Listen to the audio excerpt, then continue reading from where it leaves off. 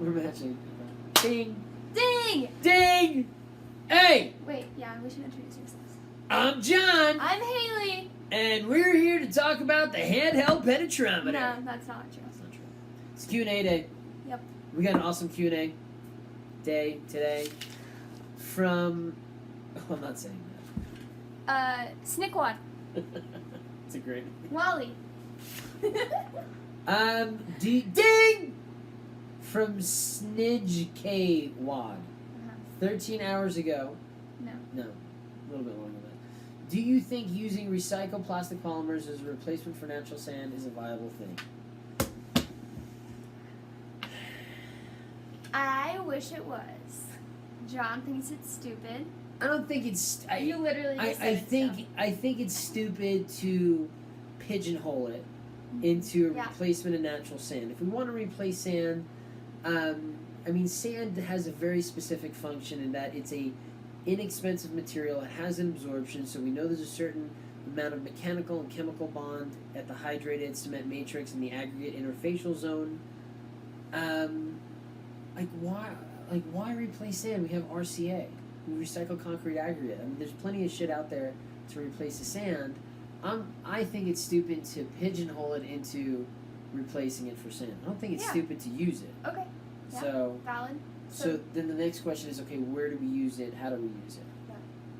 Yeah. And coming on up, eventually, we're going to do a series on, I want to make over 100% recycled concrete. So recycled water, recycled sand, recycled aggregate, plastic. Okay, so let's look at the plastic for a second. So since we asked the question about plastic, let's go down the rabbit's hole for 2 minutes. Okay. Sorry, my allergies are just... So if we were to use the fibers, what we use them for, besides just getting rid of garbage?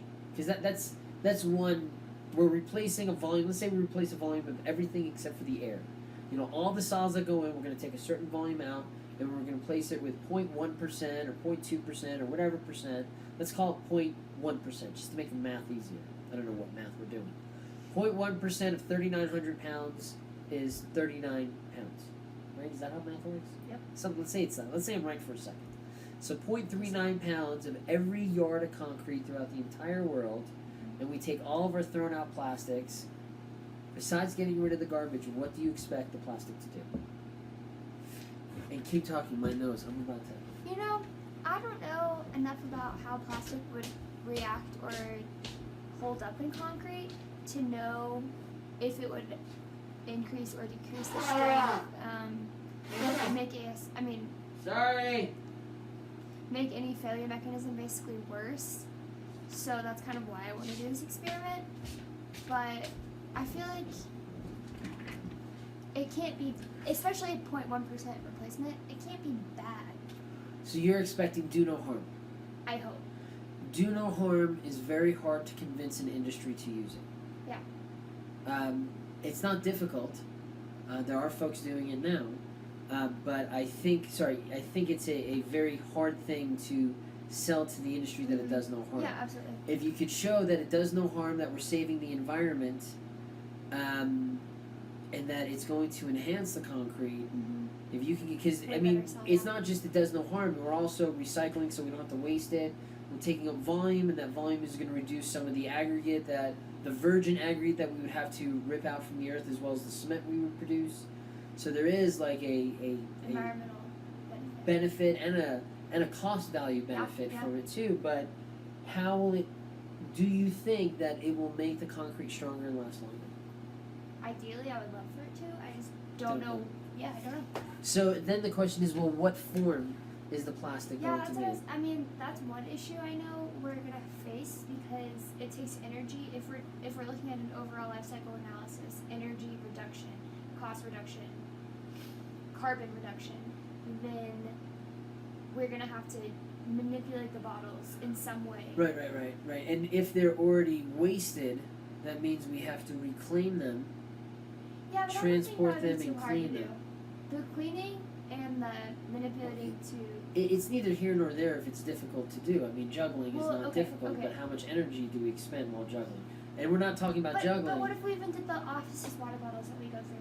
Oh, Again, we're talking global scale. So absolutely. what bottles are we talking about? Are bottles that we have to reclaim from the earth, that it takes energy to do that, because there's a carbon footprint with that, and then wasting it, there's a carbon footprint that comes with just wasting material. So if we can capture it, and if that's what you're talking about, I'm not going to worry about the bottles that are already landfilled. I'm going to worry about the bottles that we're throwing away now. Or in the ocean. Or let's just worry about the bottles that we're putting in the trash. Yep. So we don't have to reclaim it and worry about that. We're stopping the waste cycle and stopping that CO2 emission from the waste cycle. I'm so sorry, my nose is just... Whew, these allergies are kicking my butt, folks. How are we going to process it? What is it going to look like? A particle, like a solid? Or is it going to look like a strand? If it's a strand, is it a thick strand? Is it a thin strand? What if we tried different ones? So if we try different ones, so if we could alter the shape so that we're not spending too much energy shaping it, but we're shaping it to the point that it's going to enhance the concrete to make there be a real reason for us to use it. I think there's something that we can do. Absolutely. I like the word you used. I hope there's something that we can do, even if. Is there an argument to be made about the sacrifice of expending a little bit of extra energy to stop a landfill? Because there's a legacy cost that we're not talking about. Because plastics take more than current plastics take a long time to break. The half-life is... And even water runoff from the landfill, from going over these plastics, or a lot of times they end up in the ocean. Well, then there's microplastics. Yeah. Glitter. We did a whole thing about glitter concrete, and one of my friends, from my Air Force days, pointed out that we're using microplastics and the effect that microplastics have on the environment, and that's something that, the runoff from a lot of these landfills have that microplastic in it, and some of those end up in fish and their digestive systems. So they end up in you. Then they end up in you. Yeah. So, how do we cut that off? So where would you use this concrete? That's the next question. Why not use it everywhere? There's some places I think you won't be able to use it. Like what? Places that are susceptible to chloride migration, that use a lot of steel. Okay.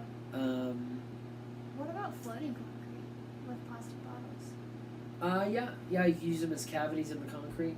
Yeah, you can do that. I mean, Venice has been trying to create these floating barriers for years, and they're actually in the midst of putting in these steel barriers that are bladder systems that come up, and the biggest problem right now is silt gets trapped up underneath, and then the second largest part is that the steel is degrading. Even the steel has not gone in the water yet, just because of the localized area where it's at, it's already starting to pit and rust, and that's another. And these are huge.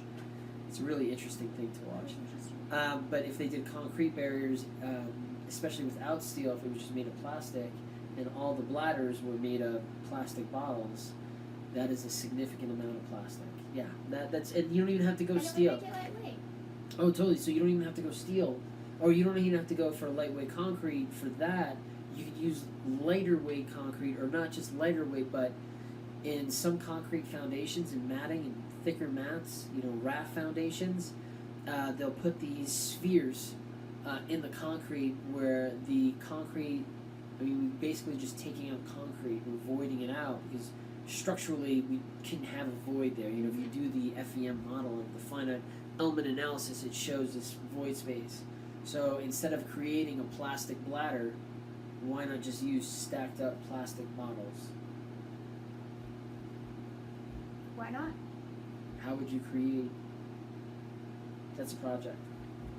I think that's actually a better project, because that project you're not actually wasting. You're not wasting. That's not the word. You're not breaking them down. You're just stacking. Why don't we try both? They're both for different purposes. Oh, totally. I think one has a smaller carbon footprint than the other. Well, yeah, but... And wouldn't you go after the smaller carbon footprint first? Yeah, absolutely. First, sure, but I don't want to. Yeah. Forget about the other one. Totally.